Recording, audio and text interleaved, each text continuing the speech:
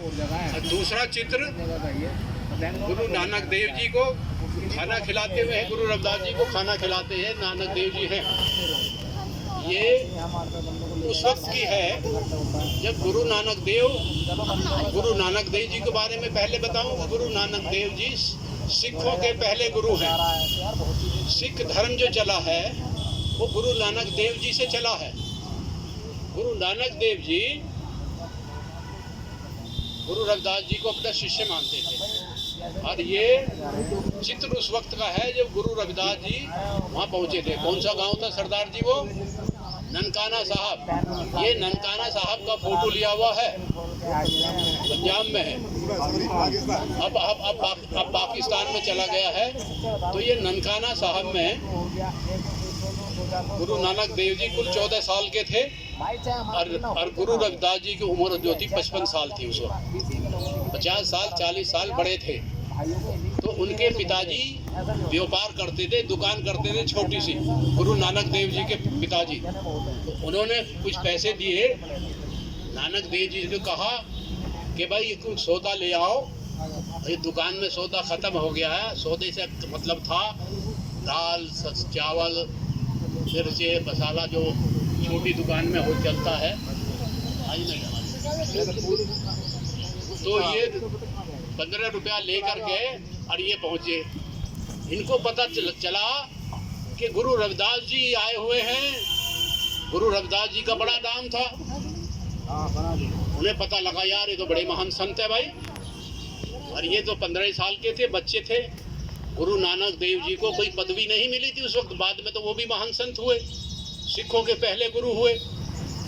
तो ये जब वहाँ पहुँचे तो उनका डेरा था जहाँ वो रुके हुए थे गांव के बाहर।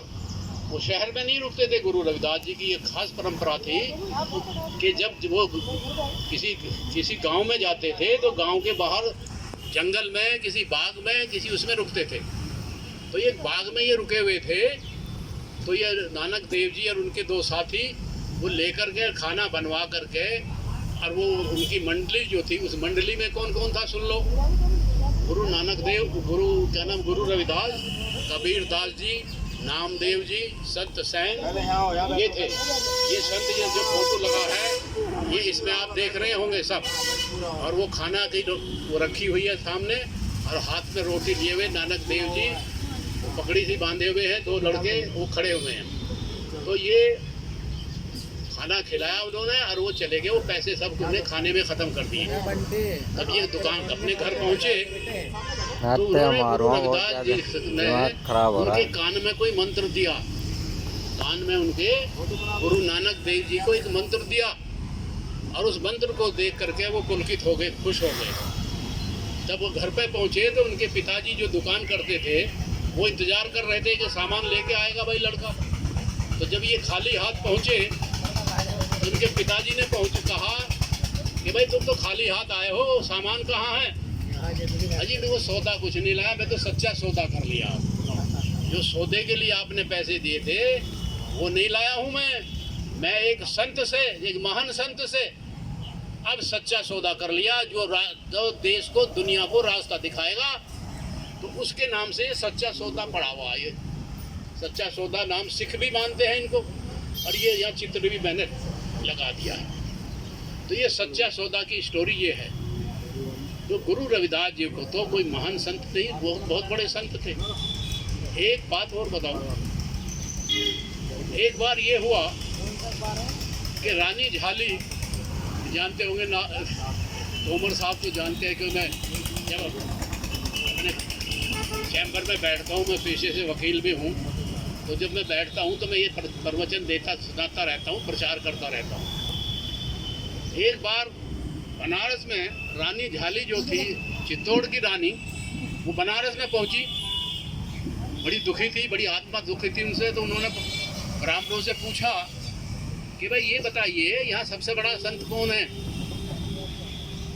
ब्राह्मण चुप हो गए कि रानी बता तो दे हम सबसे बड़े संत का नाम, लेकिन हम ये कहेंगे कि तुम उनके आश्रम पे मत जाना, उनकी सभा में मत जाना।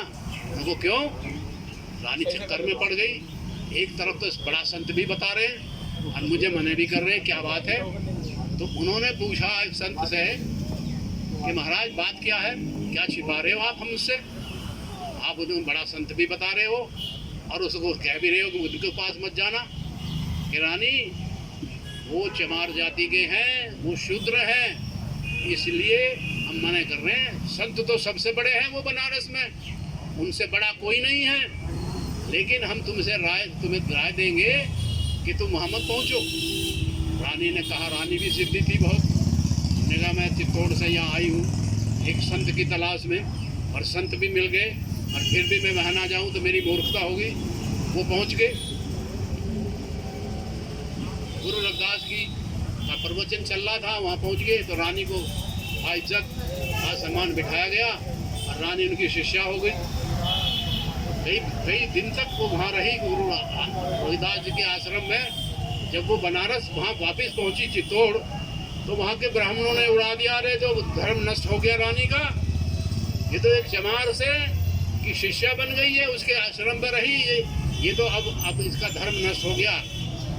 राजा से कहा गया कि राजा अब तुम्हारी रानी जो है वो छतरानी नहीं रह गई, ये तो एक चमार के साधु संत के आश्रम में रही है। राणा बड़े गुस्सा हुआ, क्या लगा, रानी से पूछा क्या बात है, ये सही बात है? उन्होंने कहा महाराज बिल्कुल सही है, लेकिन वो संत सबसे बड़े हैं, उन्हीं लोगों ने मुझे बताया सबसे बड़े संत हैं, लेकिन वो चमार जाति के जरूर है, लेकिन है बड़े महात्मा, बड़े संत नहीं। धर्म नष्ट हो गया, कर दिया, सब कर दिया।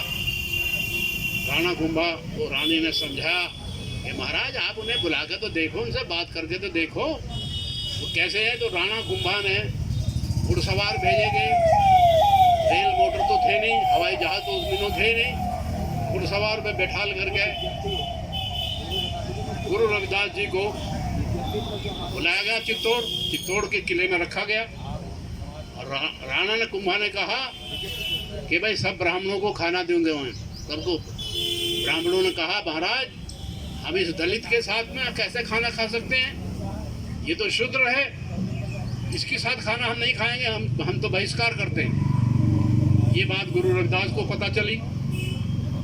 गुरु रविदास ने कहा महाराज कोई बात नहीं, अगर इन लोगों को मुझसे वो है विरोध है, मेरे खाने में बैठने से विरोध है, तो आप इनको खाना खिला दीजिए अलग, मुझको आप कमरे में बंद कर दीजिए और ताला लगा दिए बाहर से कि मैं निकल भी ना सकूं, और इनको खाना खिलाइए, मैं बाद में खा लूँगा।